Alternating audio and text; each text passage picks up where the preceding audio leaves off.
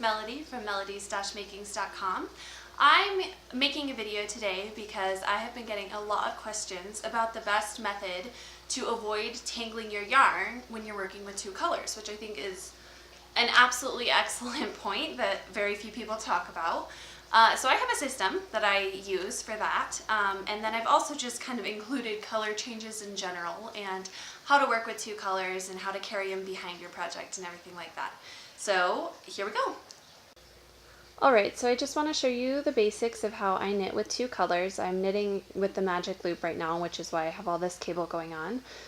So excuse the cable, but hopefully this gives you a good idea of what I do with my two colors, and you can take or leave whatever parts of it suit you, but hopefully it can help somehow. So I am going to go ahead and pick up my second color, and the way that I keep my two yarns from tangling is I always carry one across the top and the other across the bottom, and I always make sure that I carry them the same way so that I don't have to deal with tangled yarns. So I'm just going to knit 2 stitches in my blue, and I'm going to carry that across the top, so I'm going to leave it over here. My white I'm going to always bring across the bottom. So I'm going to knit 2 stitches in white now.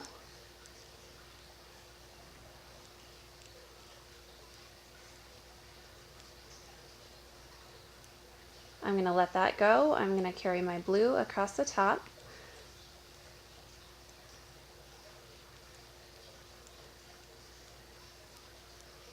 And then I'm going to let that go and carry my white across the bottom.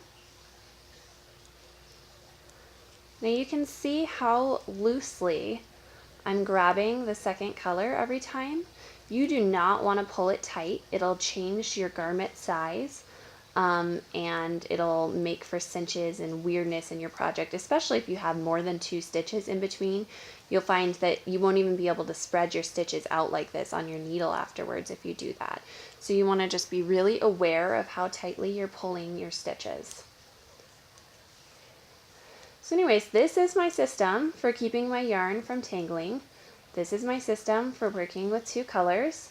It's actually quite simple, much more intimidating than it actually should be, and you'll kind of get into your rhythm. I think the most important part is really that frustration of making sure you're not tangling your yarns and just keeping one on top and one on bottom at all times.